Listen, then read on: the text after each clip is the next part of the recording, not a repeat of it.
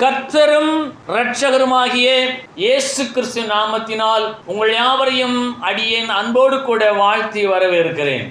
இப்பொழுதும் எபிரேயர் 6வது அதிகாரத்தின் 11வது வசனத்தினை நாம் எல்லோரும் இணைந்து வாசிப்போமாக.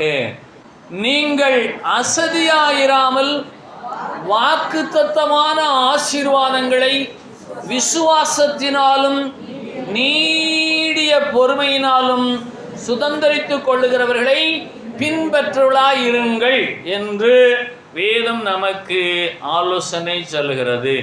நீங்கள் அசதியாயிராமல், யாராயிலும் அசதியா இருக்கிறீர்களா? வசதியா இருக்கிறீர்களா? எல்லாரும் வசதியா அமர்ந்திருக்கிறீர்கள்.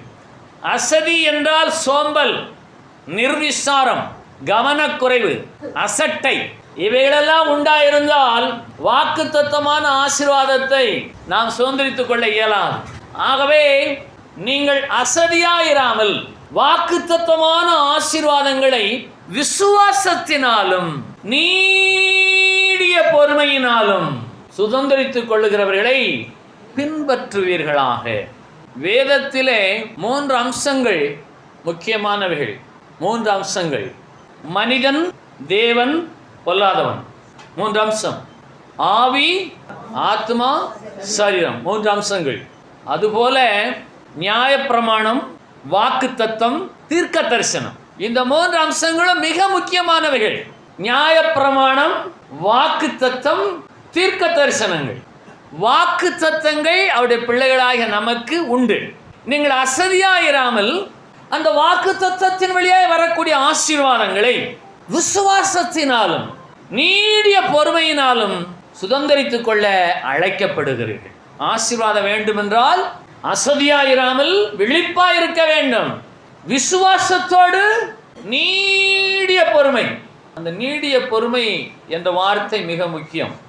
ஏனென்றால் பொறுமை இழந்து போனவர்கள் அந்த வாக்குத்தத்த தேசத்திற்குள் பிரவேசிக்கவில்லை. தேவனோடு கூட எப்போதும் முறுமுறுத்தவர்கள், தர்க்கம் பண்ணினவர்கள், போராடினவர்கள், பொறுமை இழந்தவர்கள் வாக்குத்தத்த தேசத்துக்குள் பிரவேசிக்கவில்லை. ஆகவே நீங்கள் வாக்குத்தத்த ஆசீர்வாதங்களை சுதந்திரித்துக் கொள்ளும் வரையிலும் நீடிய பொறுமையினாலும் விசுவாசத்தினாலும் விழிப்பாயிருக்க அழைக்கப்படுகிறீர்கள். ரோமர் 12வது அதிகாரத்தின் 11வது வசனம்: அசதியாயிராமல் ஜாக்கிரதையாயிருங்கள், ஆவியிலே அனலாயிருங்கள், கர்த்தருக்கென்று ஊழியம் செய்யுங்கள். நீங்கள் அசதியாயிராமல் ஜாக்கிரதையாயிருங்கள். அசதியில் என்ன ஜாக்கிரதை என்றால், எப்பொழுதும் உற்சாகமாக இருக்க உங்களை நீங்களே பிரதிஷ்டை செய்யுங்கள். காலையில் எழுந்தவுடனே அசதியாயிராமல் உற்சாகத்தோடு கூட ஆவியிலே அனல் உள்ளவர்களாய், ஜாக்கிரதையாய், விழிப்பாய். காலை எழுந்தவுடனேயே சொங்கி மாதிரி ஒரு அரை மணி நேரம் பெட்டிலேயே உட்காந்துருந்தவங்கள ஒரு இல்லை சொல்லுங்க. பொய் சொல்றீங்க, நல்லா தெரியும், கர்த்தரே அறிவார். காலையில் எழுந்தவுடனே எப்படி இருக்கணும்? ஃப்ரெஷ்ஷாக இருக்கணும், ஆங்கிலத்தில் சுறுசுறுப்பாக இருக்கணும். ஆகவே இந்த அசதி நிர்விசாரம், அது விசுவாசத்திற்கு எதிரானது, கர்த்தருக்கு பிடிக்காதது. ஆகவே வேதாகமம் சொல்லுகிறது, உற்சாகமாய் கொடுக்கிறவனிடத்தில் கர்த்தர் பிரியமாய் இருக்கிறார். உற்சாகமாய் கொடுப்பது என்று சொன்னால் பொருளையும் பொன்னையும் சொல்லுவார்கள். எல்லாவற்றையும் உற்சாகமாய் கொடுக்க வேணும். காலையில் எழுந்த உடனேயே கண் விழித்து பார்க்கும்போது, கர்த்தாவே இந்த நாளுக்காக உமக்கு ஸ்தோத்திரம், உற்சாகமாய் சொல்லலாமா? சொல்லணும். சொல்ல பழகுங்கள். அசதியாயிராதிருங்கள். விசுவாசத்தினால் நீடிய பொறுமையினால் உங்களுக்குரிய வாக்கு தத்தம் உங்களில் நிச்சயமாய் நிறைவேறும். ஆகவே நீங்கள் அசதியாயிராமல் ஜாக்கிரதையாயிருங்கள், ஆவியிலே அனலாயிருங்கள் என்று ரோமர் 12:11 சொல்லுகிறது. சரீரம் பலவீனம் உள்ளது, ஆவிய உற்சாகம் உள்ளது. அந்த ஆவி அசதியாயிருந்தால் வாக்குத்தத்தமான ஆசீர்வாதத்தை விசுவாசத்தினால் நீடிய பொறுமையினால் சுதந்திரித்துக் கொள்ள இயலாது. ஆகவே விசுவாசம் உள்ள வாழ்வு எதில் இருக்கு என்று சொன்னால், அசதியாயிராமல் ஜாக்கிரதையாய் ஆவியிலே அனலாயிருப்பதிலே இருக்கிறது. எல்லாரும் வர எல்லாம் சொல்லாமா? அதனால யாரை பார்த்தாலும் உற்சாகமா ஒரு அல்லேலூயா சொல்லுங்க பார்க்கலாம். ஆமென். யாரை பார்த்தாலும் உற்சாகமா விசாரிக்கணும். எந்த காரியத்தை செய்தாலும் உற்சாகமாய் செய்ய வேணும். எங்க பிரயாணம் பண்ணாலும் உற்சாகமாய் பிரயாணம் பண்ண வேணும். யாரோடு பேசினாலும் உற்சாகமாய் பேச வேணும். காரணம் என்ன என்றால், நீங்கள் ஆவியிலே அனல் உள்ள ஒரு தேவ பிள்ளை. அந்த அனல் வர காரணம், தேவனாகிய கர்த்தர் என்னை குறித்து சொல்லி இருக்கிற சகல வாக்கு தத்தங்களும் என்னில் நிறைவேறும் என்ற விசுவாசம். நம்பிக்கை இருக்க போய்த்தானே தேவாலயத்துக்கு வந்திருக்கோம். விசுவாசம் இருக்க போய்த்தானே இயேசுவே இயேசுவே என்று கத்துகிறோம். ஆனாலும் சில நேரத்தில் அசதி வறுமையானால் அந்த அசதியை உதறி தள்ளிவிட்டு நீங்கள் ஜாக்கிரதையோடு கூட ஆவியிலே அனலா இருக்க அழைக்கப்படுகிறீர்கள். ஏனென்று கேட்டால், வாக்கு தத்தமான ஆசீர்வாதங்களை விசுவாசத்தினாலே நீங்கள் சுதந்திரிப்பதற்கு இந்த அசதி எதிரடையாக இருக்கிறது. என்ன வாக்கு தத்தம் வந்தது, அந்த நாளிலே இருந்து இந்த நாளும் நான் அப்படியே தான் இருக்கிறேன், என்னிலே ஒரு வளர்ச்சியும் இல்லை என்று சொன்னால் அது அசதி, அது நிர்விசாரம், அது அவிசுவாசம், அது ஆவியை அவித்து போடக்கூடிய ஒரு சிந்தனை. நீங்கள் ஆவியிலே அனலாக இருந்தால் என்ன சொல்லுவேன் என்று சொன்னால், இந்த வருஷத்தின் இந்த 3வது மாதத்தின் 29வது நாள் வரையிலும் கர்த்தர் என்னை கிருபையாய் நடத்தி வந்திருக்கிறார். யாரெல்லாம் சொல்ல போறீங்க? அப்படி நீடிய பொறுமை என்று வேதம் சொல்லுகிறது. பொறுமை என்றல்ல, நீடிய பொறுமை. என்ன பொறுமை? ஆமா, அவர் நம்ம மேல நீடிய பொறுமை உள்ளவராக இருந்துதான் நம்மை ஆசீர்வதித்து வருகிறார். தெரியுமா? எபிரேயர் 6வது அதிகாரம் 15வது வசனம், அந்தபடியே அவன் பொறுமையாய் காத்திருந்து, நீடிய பொறுமையோடு கூட இப்ப காத்திருந்து என்ற வார்த்தையை இணைத்துக் கொள்ளுங்கள். ஆபிரகாமை குறித்து சொல்லப்படுகிற அற்புதமான வாக்கியம். ஆபிரகாம் பொறுமையாய் காத்திருந்து வாக்குத்தத்தம் பண்ணப்பட்டதை பெற்றான் என்று வேதாகமம் நமக்கு அறிவை போதிக்கிறது. நிறைய பேருக்கு நம்ம ஜெபம் பண்ண உடனே கிடைச்சிடணும், நான் நினைச்சதெல்லாம் உடனே நடந்துடணும், எனக்கு காத்திருக்கவெல்லாம் பொறுமை கிடையாது. சிலர் அப்படிதான். ஆனால் ஆபிரகாம் அந்தபடியே அவன் பொறுமையாய் காத்திருந்து வாக்குத்தத்தம் பண்ணப்பட்டதை, கர்த்தருக்கு காத்திருக்கிறவர்களோ புது பலன் அடைந்து அவள் கழுகுகளைப் போல செட்டைகளை எடுத்து எழும்புவார்கள் என்று வேதம் சொல்லுகிறது. அப்ப காத்திருக்குதல், நீடிய பொறுமை, விசுவாசம், ஆவியிலே அனல், அசதியாயிராமல் ஜாக்கிரதையாயிருத்தல், இந்த வார்த்தைகளுக்கு முன்பாக என்னை நானே நிறுத்தி பார்க்கிறேன். நான் உற்சாகமாக இருக்கிறேனா? நான் ஆவியிலே அனலாக இருக்கிறேனா? வாக்குத்தத்தம் என்னிலே நிறைவேறட்டும் என்ற விசுவாசத்தோடு இருக்கிறேனா? நீடிய பொறுமையோடு காத்திருக்கிறேனா? இந்த கேள்விகளுக்கெல்லாம் நீங்கள் பதிலை தேடி, எதற்கெல்லாம் பதில் இல்லை என்று சொல்லுகிறதோ அது உண்டாகும்படியாய் உங்களை நீங்களே ஆராய்ந்து வழிகளை செவ்வைப்படுத்திக் கொள்ளுங்கள். விசுவாசம் உண்டா? நீடிய பொறுமை உண்டா? ஆவியிலே அனல் உண்டா? காத்திருக்கக்கூடிய மனப்பக்குவம் உண்டா? அதனால் நல்லா கவனிங்க. இந்த நீடிய பொறுமை என்று சொன்னால், எது நடந்தாலும் கொஞ்சம் லேட்டாகவே பதில் சொல்லணும். அதுக்கு ஒரு வசனம் இருக்குது. நீங்கள் கேட்கிறதற்கு தீவிரமாயும், பேசுகிறதற்கு தாமதமாயும், கோபிக்கிறதற்கு பொறுமையாயும். எடுத்துடனே கோபப்பட்டுருவாங்க இல்லையா? கர்த்தருடைய ஆவியானவர் அங்கங்கே நினைச்சு வச்சிருக்கார் வசனத்தை. எடுத்த உடனே பேசிடக்கூடாது. கேட்கிறதற்கு தீவிரமாயும், பேசுகிறதற்கு தாமதமாயும், கோபிக்கிறதற்கு பொறுமையாயும். இது எதனால் உண்டாகும் என்று சொன்னால், விசுவாசத்தினாலே உண்டாகும். விசுவாசத்தினாலே உண்டாகும். ஆகினாலே இதுவரையிலும் வெடுக்குன்னு பேசினவங்களாம், படக்குன்னு பேசினவங்களாம், எது கட்டாலும் சுருக்குன்னு பேசினவங்களெல்லாம் இன்னையிலிருந்து கொஞ்சம் பொறுமையா காத்திருந்து பேசுமா வேண்டாமா. மனுஷனுக்குள்ள கெப்பாசிட்டி என்னன்னா, அவங்க சொல்லணும்னு கூட நமக்கு ஆன்சர் கிடைச்சி அட்டாக் பண்ணக்கூடிய ஒரு பவர் இருக்கு. சிலருக்கு அது ப்ரீஷியஸ் கேரக்டர், தெரியுமா? மேட்ரை பேசி உள்ள வந்த உடனே அதுக்குரிய பதிலை சொல்றவங்களா இருக்காங்களா இல்லையா?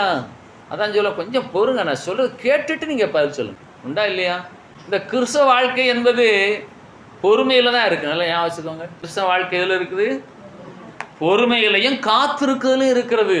அப்போ கோபிக்கிறதுக்கு பொறுமையாக இருக்கணும், பேசுகிறதுக்கு தாமதமாக இருக்கணும், கேட்கிறதுக்கு தீவிரமாக இருக்கணும் என்று சொன்னால் சொல்லும் கர்த்தாவே அடியேன் கேட்கிறேன் என்று சொல்லி பேசுகிறதற்கு தாமதமாயும், நீர் என்னத்தை எனக்கு செஞ்சிட்டீரு என்று கோபிக்கிறதற்கு பொறுமையாயும். சரிதானா? நல்லா கவனிங்க. நான் கேட்பேன், பேச மாட்டேன், கோபிக்கவே மாட்டேன், பொறுமையா இருப்பேன், காத்து இருப்பேன், அவரோடு தர்க்கிக்க மாட்டேன், அவரோட விவாதம் பண்ண மாட்டேன். ஏனென்று கேட்டால் வாக்குத்தத்தமான வசனம் நிச்சயமா என்னில் நிறைவேறும் என்ற விசுவாசம் எனக்கு உண்டு.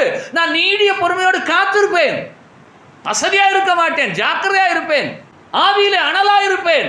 இந்த தீர்மானங்கள் உங்களுக்கு பூமிக்குரிய, வானத்துக்குரிய, ஸ்தனங்களுக்குரிய, பூமியின் ஆழங்களுக்குரிய 4 விதமான ஆசீர்வாதங்களை கொண்டு வரும்.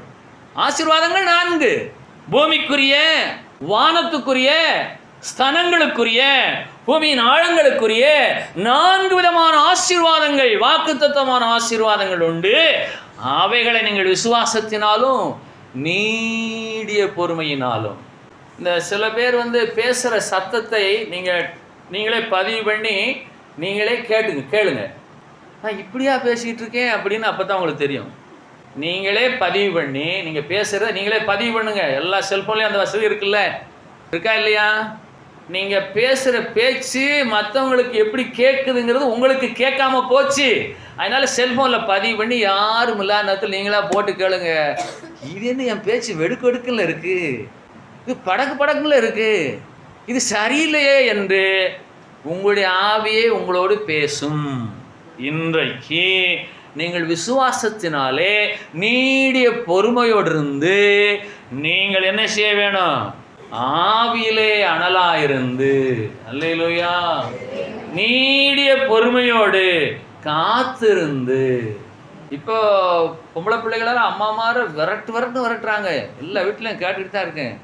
ஒரு சேலை கூட அம்மாவுக்கு கிடையாது, அது எனக்கு வேணும், அதை நீ எனக்கு வச்சிரு. என்ன செய்ய? ஒரு பொம்பளை பிள்ளை எல்லாம் ஒத்த கோழி குஞ்சு வச்சுட்டு பேசினா பேசிட்டு போகிறா. அவங்க அங்கே அட்டாக் பண்ணோன்னே இங்கே சொல்கிறது, அவள் ரொம்ப பேசுகிறா, நீங்களே கேட்டுருங்க. தன் கரத்தினாலே தூக்கி வளர்த்த தன்னுடைய செல்வ மகள். அதனால் இன்னையிலிருந்து நீங்கள் உங்களுடைய பேச்சு தொனியை மாற்ற முயற்சி செய்யுங்க. நல்லது, சரி, அப்படியே சொல்லி பழகுங்க. உங்களை அறியாமலே நீங்கள் அப்படியே மாறிடுவீங்க.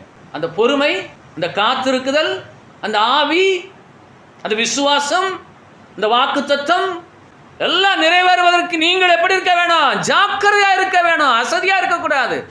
உங்களுடைய சுயநலம் கலந்த வார்த்தைகள், உங்களுடைய விருப்பத்தின்படி நடக்கவில்லை என்ற வார்த்தைகள், என் எதிர்பார்ப்பு நிறைவேறவில்லை என்ற வார்த்தைகள் இல்லாதபடிக்கு ஆபிரகாம் பொறுமையாய் காத்திருந்தார், தேவனோடு தர்க்கிக்கவில்லை. வாக்குத்தத்தம் பண்ணப்பட்டதை அவர் பெற்றார் என்று வேதம் சொல்லுகிறது. பெற்றார்.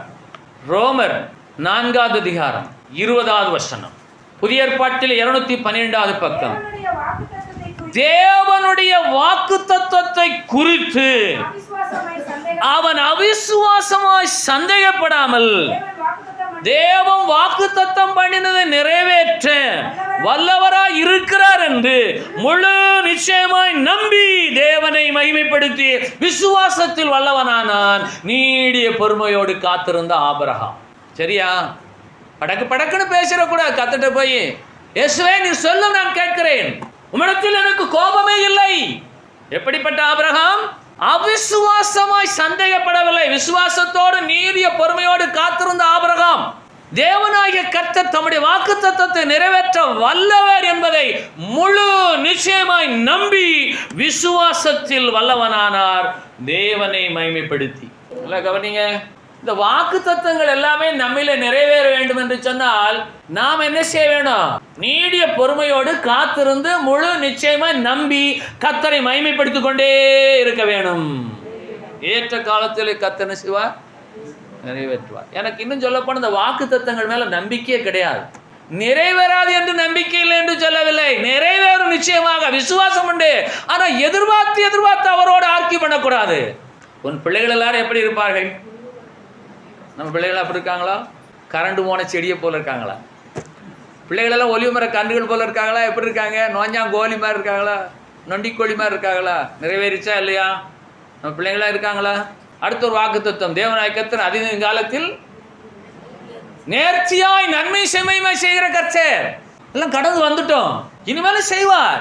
இந்த வாக்குத்தத்தம் என்னன்னா, ஆபிரகாமுக்கு தேவனாய் கர்த்தரே கூப்பிட்டு கொடுத்தாரு. நான் காண்பிக்கும் தேசத்துக்கு போ, உன்னை நான் பெரிய ஜாதியாக்குவேன் என்று சொல்லி ஆபிரகாம் கேட்கவே இல்லை.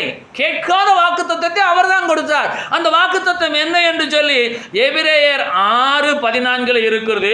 நிச்சயமாக நான் உன்னை ஆசீர்வதிக்கவே ஆசீர்வதித்து பெருகவே பெருக பண்ணுவேன் உன்னை. இது ஆபிரகாம் கேட்காத வாக்குத்தத்தம். தெரியுமா? வேதத்தை வாசிச்சிருக்கிறீங்க, தெரியும். கொஞ்சம் ஞாபகப்படுத்துங்க, இப்போ உங்களுக்கு புரியும். அவர் கேட்கல, எனக்கு வாக்குத்தத்தம் ஏதாவது சொல்லும்னு கேட்கல. கர்த்தரே சொன்னார். காலங்கள் செல்ல செல்ல கர்த்தரே சில வாக்குத்தத்தங்களை மக்களுக்கு கொடுக்கிறார். நான் உன்னை விட்டு விலகுவதில்லை, நான் உன் தேவனாய் கர்த்தர், பயப்படாதே, நான் உனக்கு துணை நிற்கிறேன், நீ ஆறுகளை கடக்கும் போது உன்னோடு கூட இருப்பேன். இதெல்லாம் அவரா வாக்குத்தத்தத்தை அள்ளி அள்ளி எறிகிறார்.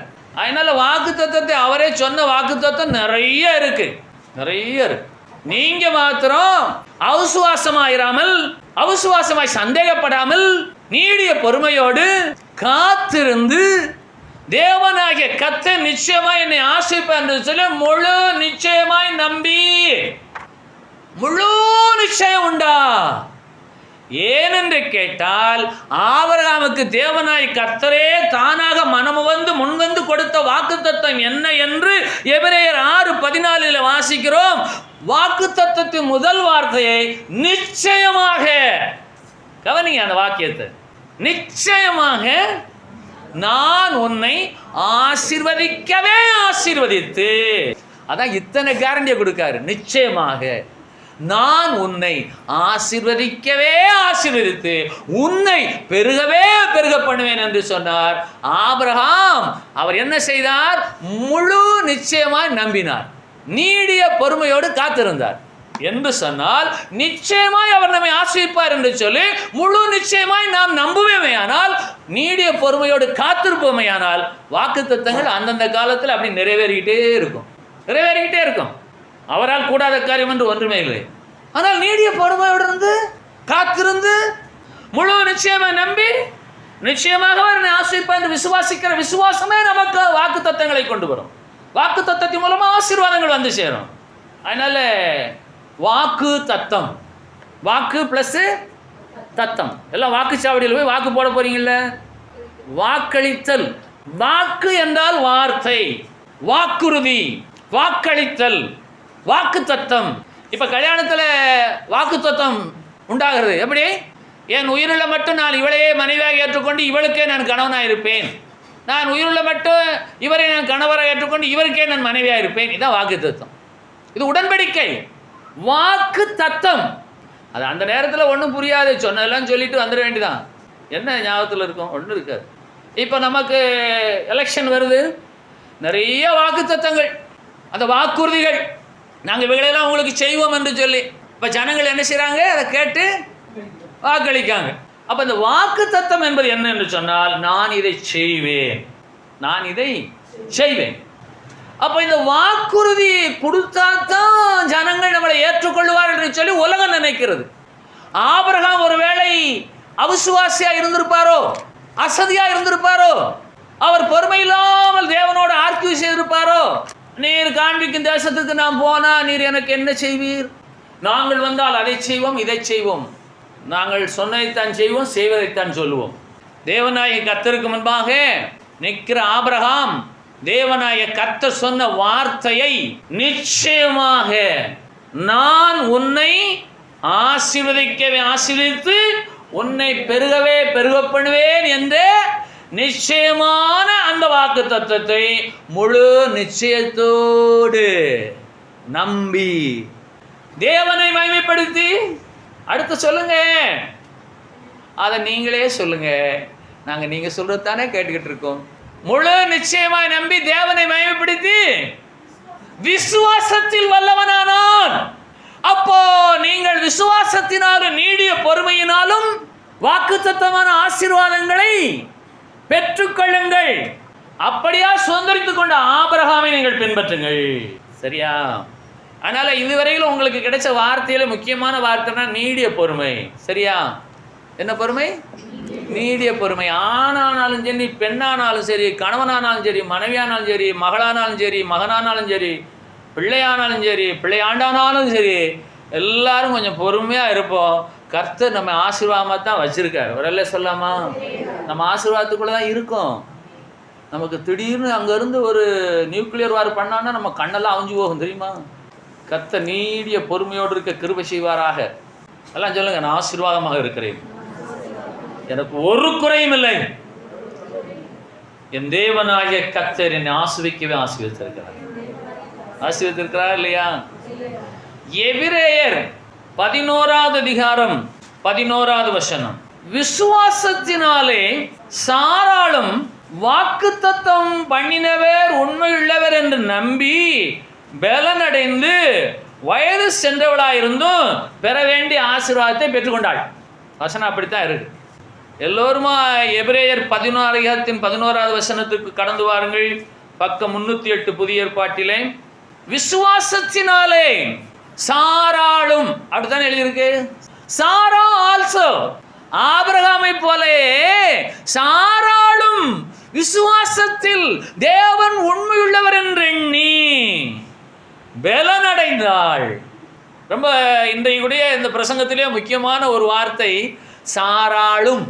விசுவாசத்தினாலே சாராளும் வாக்குத்தத்தம் பண்ணின தெய்வம் உண்மையுள்ளவர் என்று எண்ணி பலனடைந்தாள். பலனடைந்து தான் பெற வேண்டிய ஆசீர்வாதத்தை பெற்றுக்கொண்டாள். அப்ப ஆபிரகாமை போலவே சாராளும் விசுவாசத்திலே தேவனாய் கர்த்தர் உண்மையுள்ளவர் என்று எண்ணி பலனடைந்தாள் என்று வேதம் சொல்லுகிறது. ஆகவே கணவனும் மனைவியும் விசுவாசத்தினாலே தேவனை மகிமைப்படுத்தி பலனடைந்து நீங்கள் காத்திருங்கள் பொறுமையோடு கூட, நிச்சயமாய் ஆசீர்வாதம் உங்களுக்கு உண்டாகும். அப்ப சாராளும் சொல்லுங்க எல்லாரும். அந்த இடத்துல உங்க பேரை சொல்லுங்க. சொல்லலாமா? வீட்டுக்காரர் சொன்னார்னா நீங்க என்ன செய்யணும்? நீங்களும் அவர் என்ன சொல்றாரோ அதன்படியே செய்யுங்கன்றணும். சரியா? பெண்கள் என்ன சொல்லணும்? அதன்படியே செய்யுங்கள். என் வீட்டுக்காரர் என்ன சொல்றாரோ அதானுங்க எனக்கு தெரியும், வேற எதுவும் பேசுறது இல்லைங்க. எப்படிங்க? கவனிக்கீங்களா? ஆபிரகாம் என்ன செய்தார்? அவர் தேவனை மகிமைப்படுத்தி விசுவாசத்தில் வல்லவரானார். முழு நிச்சயமா நம்பி தேவனை மகிமைப்படுத்தினார். இங்க சாராளும் என்ன செய்கிறார் என்று சொன்னால், வாக்குத்தத்தம் பண்ணினவர் உண்மை உள்ளவர் என்று எண்ணி அவள் பலனானாள், பலனடைந்தாள். வயது சென்றவளாய் இருந்தும் பெற்றுக்கொள்ள வேண்டியதை பெற்றாள். வசனம் அப்படித்தான் சொல்லுகிறது. ஆகவே ஆபிரகாமை போலவே அவர் மனைவி இருந்தாள், ஆதாமை போல அவர் மனைவி இல்லை. ஆகவே நம்ம வீட்டுக்காரர் என்ன சொல்றாரோ அதுபடியே நடக்கட்டும் சொல்லி பெண்கள் என்ன செய்யணும்? சாராளும் என்று வேதம் சொல்லுகிறது. ஆபிரகாமுடைய மனைவியாகிய சாராளும் வாக்குத்தத்தம் பண்ணினவர் உண்மையுள்ளவர் என்று எண்ணி பலனடைந்து. அதுக்கு முந்தின வார்த்தை உங்களுக்கு தெரியும், இருக்கா இல்லையா பைபிள்ல? பெற்றுக்கொள்ள வேண்டியதை பெற்றாள். அப்போ குடும்பத்தில் வாக்குத்தத்த ஆசீர்வாதம் நிறைவேறணும்னு சொன்னால் ஆபிரகாமை போல சாராளும் கணவனை போல மனைவியும் இருக்க வேண்டும் என்பது வேத சட்டம். அவள் இருவரும் மன ஒருமித்திருந்தால்தான், பொறுமையோடு காத்திருந்தால்தான் வாக்குத்தத்தம் நிறைவேறும், அசதியாயிராமல். ஆகவே கர்த்தருடைய பிள்ளைகளாகிய நீங்களும் நானும் எப்படிப்பட்டவளாக இருக்க வேண்டும் என்று சொல்லி எபிரேயர் 10:32 கடைசி பகுதி சொல்லுகிறது. உண்மையுள்ள இருதயத்தோடும் பூரண நிச்சயத்தோடும் சேர கடவோம். எபிரேயர் 10:22 பக்கம் 307. அது ஒரு பெரிய வசனம். வசனத்தின் கடைசி பகுதி மட்டும் வாசிக்கிறேன். உண்மையுள்ள இருதயத்தோடும் தேவன் உண்மையுள்ளவர் என்று எண்ணி வாக்குத்தத்தம் பண்ணினவர் உண்மையுள்ளவர் என்று சாராளும் பலனடைந்தாள், தான் பெற்றுக்கொள்ள வேண்டியதை பெற்றுக்கொண்டாள். ஆகவே நீங்களும் உண்மையுள்ள இருதயத்தோடு பூரண நிச்சயத்தோடு இயேசுவிடத்தில் இன்றைக்கு சேருவீர்களாக. முதலாவது நிச்சயத்தோடு, நிச்சயமாக நான் உன்னை ஆசீர்வதிப்பேன் என்று தேவனாய் கர்த்தர் சொன்ன வசனத்தை முழு நிச்சயத்தோடு நம்பி ஆபிரகாமும் சாராளும். அப்ப முழு நிச்சயம், பூரண நிச்சயம். இப்பொழுது என்ன நிச்சயம்? பழுதில்லாத பூரண நிலவு, முழு நிச்சயம், பூரண நிச்சயத்தோடும் தேவனிடத்தில் சேர கடவோம். அல்லேலூயா.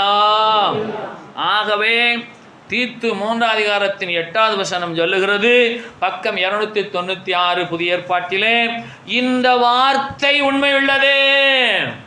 எந்த வார்த்தை? உண்மையுள்ள இருதயத்தோடும் பூரண நிச்சயத்தோடும் இயேசுவிடத்திலே சேரக்கடவும் என்ற வார்த்தை உண்மையுள்ளது. தேவனிடத்தில் விசுவாசமானவர்கள் நற்கிரியைகளை செய்ய சாக்கிரராய் இருப்பீர்களாக.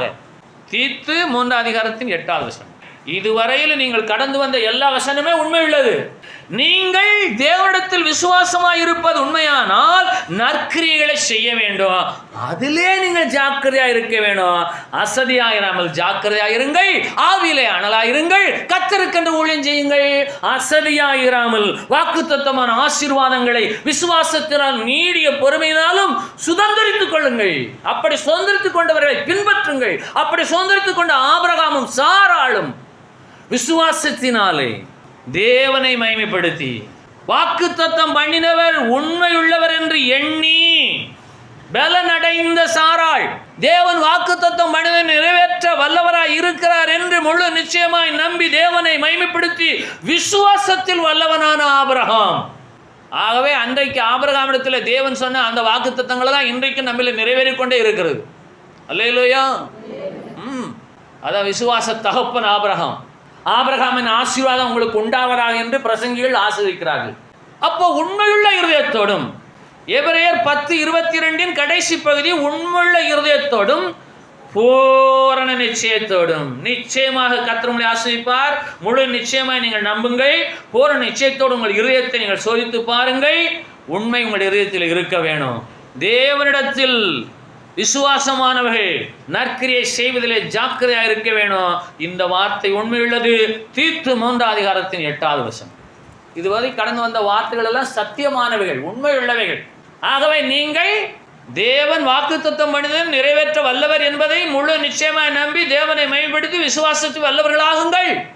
வாக்குத்தத்தம் பண்ணினவர் உண்மையுள்ளவர் என்று எண்ணி நீங்கள் பலனடையுங்கள். உங்களுடைய இருதயத்தில் உண்மை இருக்கட்டும். பூரண நிச்சயத்தோடு இயேசுவிடத்தில் சேருங்கள். இந்த வார்த்தைகள் எல்லாம் உண்மையுள்ளது. தேவனிடத்தில் விசுவாசமானவர்கள் நற்கிரியைகளை செய்ய ஜாக்கிரதையாக இருங்கள். அந்த வசனத்தின் கடைசி பகுதி, இவைகளே நன்மையும் மனுஷருக்கு பிரயோஜனமுமானவைகள். இல்லையா? நமக்கு பிரயோஜனத்தை கொண்டு வரக்கூடிய வார்த்தைகள் எல்லாம் இதுதான். நீடிய பொறுமை, காத்திருத்தல், முழு நிச்சயமாய் நம்புதல், பூரண நிச்சயத்தோட இடத்தில் சேருதல், இருதயத்தில் உண்மை, இவைகளெல்லாம் நமக்கு நன்மையை கொண்டு வரும். நன்மையை கொண்டு வரும். இதுவே நமக்கு பிரயோஜனமானவைகள். எபிரேயர் 4:2 வசனம், கேட்டவர்கள் விசுவாசம் இல்லாமல் கேட்டபடியினால் அவர்கள் கேட்ட வசனம் அவர்களுக்கு பிரயோஜனப்படவில்லை. கேட்கிற நீங்களெல்லாம் இந்த வசனத்தை விசுவாசித்தால் உங்களுக்கு பிரயோஜனம் உண்டாகும், நன்மை உண்டாகும், உங்கள் இருதயத்தில் உண்மை உண்டாகும். அசதியாயிராமல் ஜாக்கிரதையாயிருங்கள், ஏமாந்து போகாதிருங்கள், ஆசீர்வாதத்தை சுதந்திரித்துக் கொள்ளத்தக்க பாத்திரமாய் நீங்கள் மாறுங்கள். கர்த்தர் சொல்லிட்டாரு, நிச்சயமாய் நான் உன்னை ஆசீர்வதிப்பேன், உன்னை பெருகவே பெருக பண்ணுவேன் என்று சொல்லி. அப்ப முழு நிச்சயமாய் நம்பி பூரண நிச்சயத்தோடு இருதயத்தில் உண்மையுள்ளவர்களாய் நீங்கள் இருப்பீர்களேயானால், அவ்விடத்தில் சேருவீர்களேயானால், வாக்குத்தத்தம் எல்லாம் அந்தந்த வயசுக்கு ஆக்குங்க நிறைவேறும். பிறந்தது முதல் ஜனனம் முதல் மரணம் வரையில் நமக்கு வாக்குத்தத்தம் இருக்குது. வேதத்தில் இருக்கிற வாக்குத்தத்தம் எத்தனை தெரியுமா? 8810 வாக்குத்தத்தம் இருக்கிறது வேதத்தில். முழு வேதாகமத்தில் இருக்கக்கூடிய வாக்குத்தத்தத்தின் எண்ணிக்கை 8810. ஜனனம் முதல் மரணம் வரையில் வாக்குத்தத்தம். ஜனனத்தில் என்ன வாக்குத்தத்தம்? பெறச் செய்கிறவராக நான் பெறச் செய்யாமல் இருப்பேனோ? நம்மை பெறச் செய்தவர் யார்?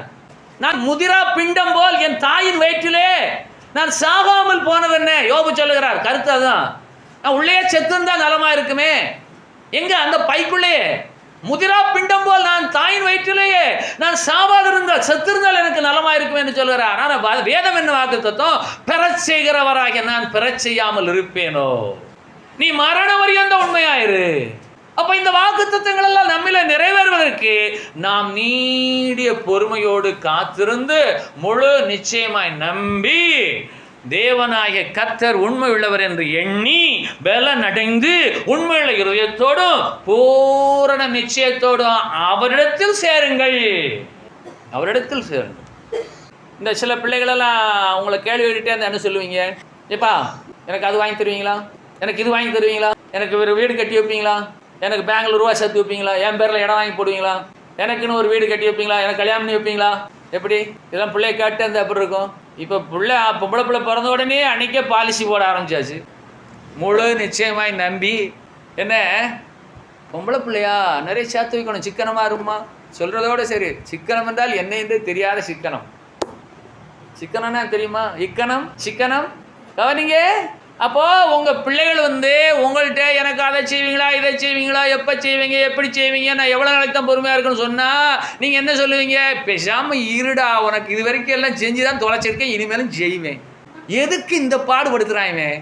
ஏற்றி விடுறது. மாமே தாய் மாமே இருக்காங்களே, தாய் மாமைங்க, லே உங்கள் அப்பா போகிற போக்கு சரியில்லடா, அவரை கொஞ்சம் பாருடா, நீ ஒன்றுமில்லாமல் போயிடுவ. உங்களுக்கு உங்கள் அம்மா ஒரு ஏமாளிடா, அவங்க அக்காவா. இது எதுக்கு சொல்கிறேன்? கவனிங்க. கற்றுட்டு போய் நீ எனக்கு அதை செய்வீரா, இதை செய்வீரா, எப்போ செய்வீர், ஏன் செய்யாமல் இருக்கிறீர், சீக்கிரம் செய்யுமே, அப்படி கேட்கவே விடாது. வாக்கு தத்தத்தையே நினைக்காதங்க. நீங்கள் மாத்திரம் தேவனாகிய கர்த்தர் வாக்கு தத்தம் பண்ணினதை நிறைவேற்ற வல்லவராக இருக்கிறார் என்று முழு நிச்சயமாய் நம்பி தேவனை மகிமைப்படுத்தி விசுவாசத்தில் வல்லவராகுங்கள். ஏனென்று கேட்டால் கேட்டவர்கள் விசுவாசம் இல்லாமல் கேட்டபடியினாலே அவர்கள் கேட்ட வசனமானது அவர்களுக்கு பிரயோஜனப்படவில்லை. ஆனால் உங்களுக்கு நன்மையும் பிரயோஜனமானது எது என்று கேட்டால் தேவனிடத்தில் விசுவாசமானவர்கள் நற்கிரிகளை செய்ய ஜாக்கிரதையாக இருக்க வேணும். நீங்கள் அசதியாக இராமல் நீடிய பொறுமையோடு காத்திருந்து முழு நிச்சயமாய் நம்பி பூரண நிச்சயத்தோடு நிச்சயமாக என் கர்த்தர் என்னை ஆசீர்வதித்திருக்கிறார், அவர் இனிமேலும் ஆசீர்வதி. யாரையும் தேடி அலையாதங்க. நீங்கள் போய் எங்கே வேணாலும் ஜெபம் பண்ணலாம், யார்கிட்ட வேணாலும் தீர்க்கதரிசனம் கேட்கலாம். நீங்கள் சரியில்லாத பட்சத்தில் எந்த வாக்குத்தத்தமும் உங்களுக்கு சொந்தம் இல்லை. யாரெல்லாம் ஒத்துக்க போகிறீங்க? இதுல எல்லாம் ஒரு தெளிவு வேணும். என் இருதயத்தில் உண்மை உண்டா? நான் பூரண நிச்சயமுடையவனாக இருக்கிறேனா? நான் முழு நிச்சயமாக நம்பி என் கர்த்தரை மகிமைப்படுத்திக் கொண்டே இருக்கிறேனா? விசுவாசத்தின் நிலை என்ன? விசுவாசத்தில் ஒரு அல்லவனானார். சாராளும் வாக்குத்தத்தம் பண்ணினவர் உண்மையுள்ளவர் என்றெண்ணி பலனடைந்து அவள் வயது சென்றவளாயிருந்தோம் பெற்றுக்கொண்டாள். ஆவே நாம செய்ய வேண்டியது என்ன? வேத வசனம் என்ன சொல்லுதோ அதை விசுவாசித்து அதன்படி நடக்கணும். நற்கிரியை செய்ய ஜாக்கிரதையாக இருக்க வேணும். இதுவே உங்களுக்கு நன்மையும் மனுஷருக்கு பிரயோஜனமானவைகள். ஆகவே அசதியாயிராமல் எனக்கு சொல்லிக்கலாக்கும். எப்படி சொல்லுங்க பக்கத்தோட பார்த்து. இப்போ வேலையை பாருமா, நீ வேற. நான் கால் நீட்டி உட்கார முடியாம அசதியில் இருக்கேன். எப்படி அசதியாயிராமல் எதுல ஜாக்கிரதையா இருக்கணும் சொல்லுங்க? விசுவாசத்துல, ஆமா, பொறுமையில, காத்திருப்பதுல, கோபப்படாம இருக்கிறதுல, உண்மையா இருப்பதுல ஜாக்கிரதையா இருக்கணும். அல்லேலூயா. ஜாக்கிரதையா இருக்கலாமா?